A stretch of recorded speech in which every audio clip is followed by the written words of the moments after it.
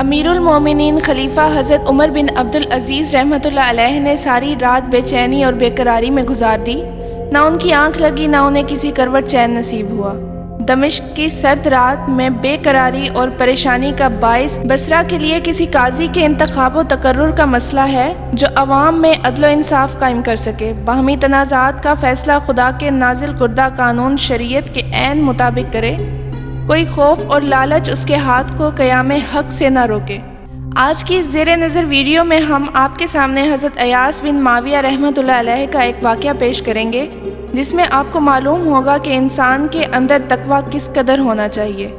انسان کے اندر اپنے عہدے کی ذمہ داری کس قدر ہونی چاہیے۔ یہ تمام چیزیں ہم آج کی ویڈیو میں آپ کے ساتھ بیان کرنے والے ہیں۔ آگے بڑھنے سے قبل تمام ناظرین سے گزارش ہے کہ ہمارے چینل کو سبسکرائب کریں اور بیل آئیکن کو دبائیں۔ ناظرین گرامی، یہ فیصلہ امیر المومنین نے فہم دین، صبر و استقامت، جلائے قلب اور دقت نظر کے لحاظ سے دو آدمیوں میں کرنا تھا۔ پریشانی کا سبب ان دونوں کے قریب قریب یکساں حیثیت ہے۔ جب بھی حضرت عمر بن عزیز کسی ایک میں کوئی خوبی دیکھتے جو اسے دوسرے پر ترجیح دینے کے لیے کافی ہو، تو دوسرے میں کوئی خوبی ابھر کر سامنے آ جاتی تھی جو پہلے کے مقابلے میں دوسرے کو لائق ترجیح بنا دیتی تھی۔ چنانچہ اسی کشمکش میں صبح ہو جاتی ہے اور بالآخر وہ صبح کے وقت عراق کے والی ادبی بن اراتا، جو ان دنوں دمشق سے آئے ہوئے تھے، دربار خلافہ میں بلا کر حکم دیتے ہیں، اے عدی، ایاس بن معاویہ رحمۃ اللہ علیہ اور قاسم بن ابن حارثی رحمۃ اللہ علیہ کو اپنے پاس بلاؤ اور دونوں سے بصرہ کے منصب قضاء کے بارے میں بات کرو، اور تبادلہ خیال کے بعد دونوں میں سے کسی ایک کو بصرہ کا قاضی مقرر کر دو۔ عدی کہتے ہیں، بہتر یا امیر المومنین، تعمیل ارشاد کے لیے حاضر ہوں۔ خلیفہ کے حکم کی تعمیل میں عراق کے والی نے ایاس اور قاسم رحمۃ اللہ علیہ دونوں کو بلا کر کہا، امیر المومنین نے مجھے حکم دیا ہے کہ تم میں سے کسی ایک کو بصرہ کا قاضی مقرر کر دوں۔ اس سلسلے میں تم دونوں کا کیا خیال ہے؟ یہ سن کر ان میں سے ہر ایک نے اپنے ساتھی کے بارے میں کہا کہ وہ اس منصب کا زیادہ حقدار ہے، اور اس کے علم و فضل اور فہم و فراست کا ذکر بہت تفصیل سے کیا۔ عدی بڑی توجہ سے ان دونوں کی باتیں سنتا رہا، اور جب کسی فیصلے پر نہ پہنچ سکا تو کہا کہ جب تک اس معاملے میں کوئی حتمی فیصلہ نہ ہو، تم ہرگز اس مجلس سے باہر نہیں جاؤ گے۔ ایاس رحمۃ اللہ علیہ کہنے لگے، اے امیر، آپ میرے اور قاسم کے بارے میں حضرت محمد بن سیرین سے دریافت کر لیں، وہ ہم میں سے کسی ایک کو منتخب کرنے کا زیادہ حق رکھتے ہیں۔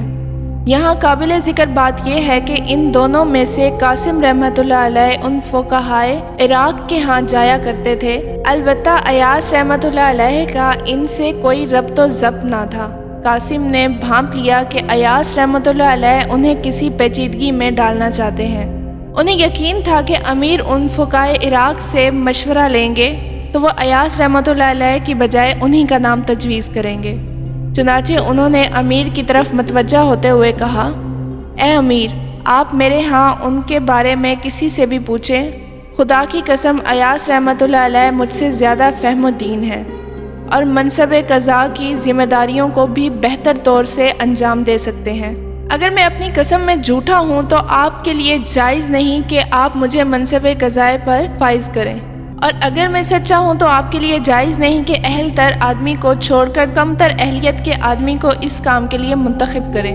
ایاس رحمۃ اللہ علیہ نے امیر سے کہا، اے امیر،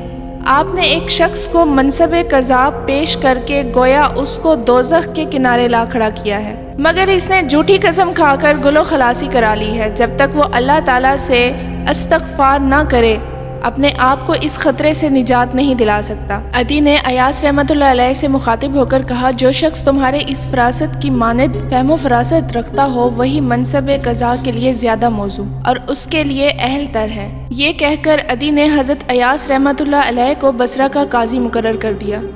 ناظرین گرامی، اگر ہم آج کے معاملات، آج کی دنیا کا ماحول دیکھیں تو یہاں ہر کوئی کرسی کے پیچھے مر رہا ہے، مگر یہ وہ وقت تھا جب لوگوں کا ایمان تر و تازہ تھا کہ کوئی ذمہ داری لینے کے لیے انہیں ہزاروں بار سوچنا پڑتا تھا کہ کیا وہ اپنی ذمہ داری کو بخوبی انجام دے پائیں گے یا نہیں۔